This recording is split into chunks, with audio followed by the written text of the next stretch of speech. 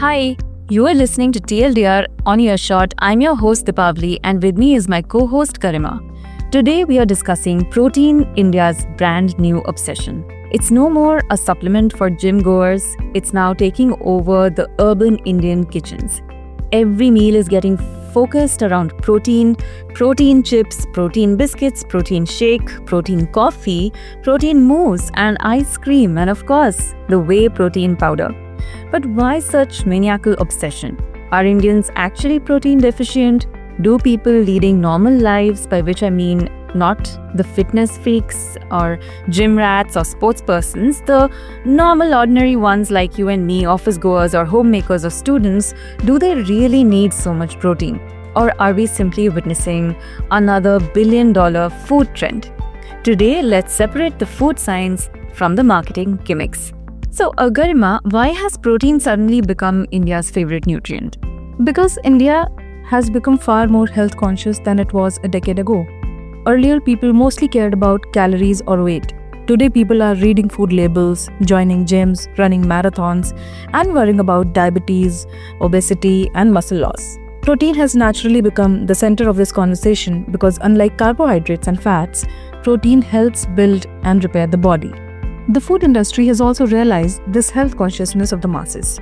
India's protein food market has exploded over the last few years. Today, almost every company wants to put high protein on its packaging because consumers associate protein with being more fit and better health. That does not automatically mean it's unnecessary. It simply means whenever consumers become health conscious, businesses quickly follow. Absolutely. But can you tell me how much protein does an average Indian actually need? This is perhaps the biggest misunderstanding. Many people think everyone needs 120 to 150 grams of protein every day because that is what fitness influencers consume. But that is not true. According to Indian Council of Medical Research and most international nutrition guidelines, a healthy adult generally needs around 0.8 to 1 gram of protein per kilogram of their body weight. So, say if someone weighs around 60 kg, they need around 48 to 60 grams of protein every day. And that is enough for most healthy adults who are not doing intense strength training or they're not athletes or sports person. Now, say if a woman is pregnant, a person is, aged, elderly, and recovering from some illness or is regularly lifting weights, your requirement definitely increases. And people trying to build muscle may need around 1.2 to 1.6 grams per kg of their body weight. And sometimes slightly more if you're, doing it under professional guidance. So protein requirements depends entirely on your lifestyle and individual physical needs, and you should not take it based on social media trends blindly. But Garima, were traditional Indian meals actually protein deficient to begin with? That's an interesting point, but people often claim that traditional Indian food has no protein. But it is not true at all. Traditional Indian meals were actually designed quite intelligently.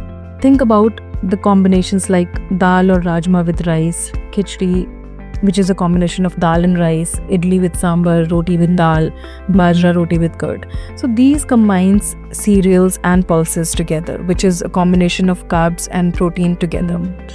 And why is that important? Because cereals and pulses complement each other's amino acid profiles. Together they form much better quality protein than either of them consumed alone. So our grandparents probably didn't know the science of amino acids or protein, but traditional food combinations had evolved over centuries through their experience. So traditional Indian thalis had 1 or 2 rotis or a bowl of rice with a bowl of dal, a bowl of vegetable, curd or chach, raw vegetable salad. So one balanced meal gave you the right amount of carbohydrates, protein, essential vitamins and minerals, probiotics and fiber. And that was quite wholesome. So the problem isn't the Indian cuisine itself. The problem is that modern eating habits have changed. Many people now eat more refined flour, more processed snacks, less dal, fewer pulses and legumes, fewer vegetables, and more rotis and rice, and skip elements like salads and curd altogether in their meals. So It is just more carbs, more processed fats, and less protein, and even lesser gut-friendly food to digest all of this in a better way. And people often skip breakfast altogether or just have packaged fruit juices and bread slices with bread, which is absolutely unhealthy and will surely only give you a sugar spike and zero health benefits. So in many households, one bowl of dal is shared among 4 or 5 people. So naturally, protein intake falls. Right. But Garima, is India really facing a protein deficiency, or do you think this is just another marketing push? The answer is actually somewhere in the middle. So studies have suggested that many Indians do not meet the recommended protein intake, particularly women, elderly, and people from economically weaker sections, where diets heavily rely on cereals. So yes, protein deficiency does exist, but that does not mean every Indian is severely protein deficient. The marketing often makes it sounds like everyone urgently needs a lot of protein supplements to meet their daily needs, and that's simply not supported by evidence at all. A lot of people might remember, how marketing strategies supported by reports that were funded by big brands, they villainized Indian cold-pressed oils and ghee and butter, and they endorsed refined oils blindly. So now that propaganda is being debunked by many dietitians and certified health professionals, they suggest that people should stick to the cold-pressed or kachi ghani oil native to that region, or ghee or butter instead of refined oils. So similar is the case with protein these days. Many people comfortably meet their protein needs through regular food if they consciously include enough pulses, dairy, legumes, dry fruits, nuts and seeds, soy products, and if they're non-vegetarian, eggs, chicken, meat in their diets.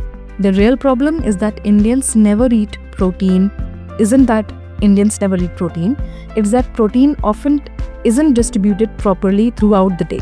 Someone may eat only tea and biscuits for breakfast, rice for lunch, and then expect one dinner to have enough protein to meet their entire needs. Right. So our bodies actually utilize protein better when it is spread across the meals throughout the day. So a little amount of protein needs to be a part of every meal and not just one meal or a post-workout drink or supplement. Okay. Now I have a question that's probably on everyone's minds, which is, are protein powders and protein-rich packaged foods actually helping any of us? They can help, but they're not magic, like they cannot meet all your needs. So let's talk about the protein powders. A good quality whey protein powder is simply concentrated milk protein. It's basically food in powder form. So if someone goes to the gym, struggles to eat enough protein, or has limited time, whey protein can be a convenient option, but that doesn't make it compulsory. So now let's look at protein labeled foods.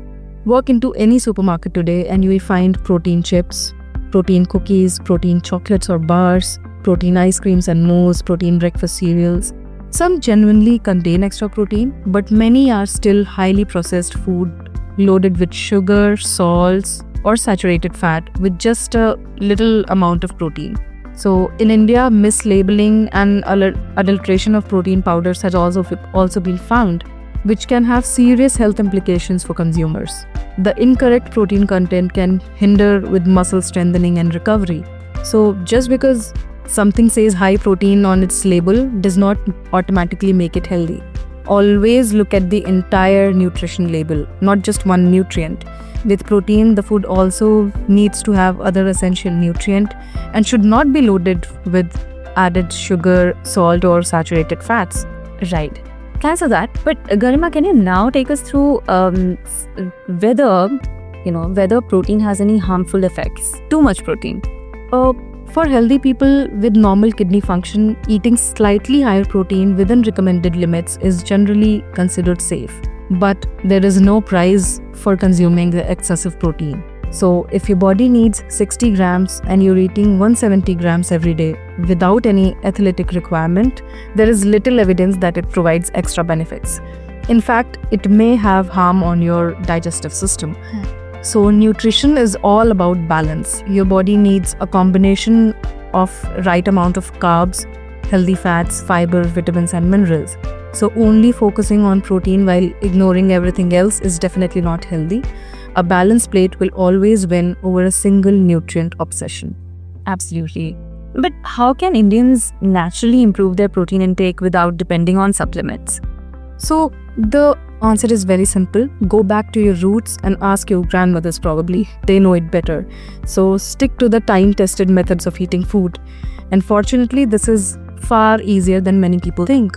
Like for a normal vegetarian person, instead of taking tea and biscuits or butter toast for breakfast, take a basic chila with paneer filling with curd. And if you're a non-vegetarian, you can have egg burji with the homemade fresh chapati instead of stale bread.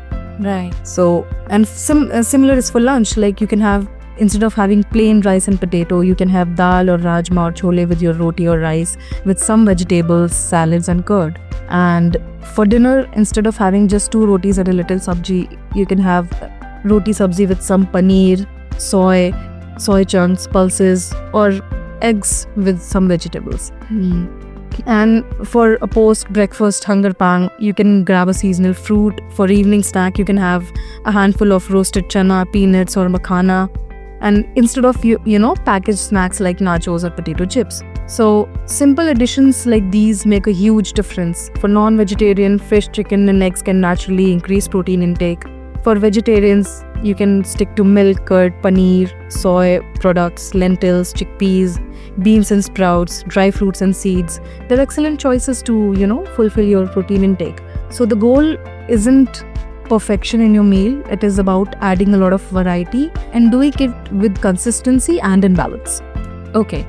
Now, what advice do you have for people who want to purchase protein supplements? So ask yourself 3 simple questions. Do I struggle to complete my daily protein through food? Am I regularly strength training or recovering from an illness? Has a qualified nutritionist recommended it to me? So if the answer is yes, protein supplement can be useful. If not, you probably don't need to spend thousands of rupees every month on something you don't really require and can manage to have it from your real food. Your real traditional food should always be the foundation of your diet, and supplements are meant to supplement and not replace your actual meals. Absolutely.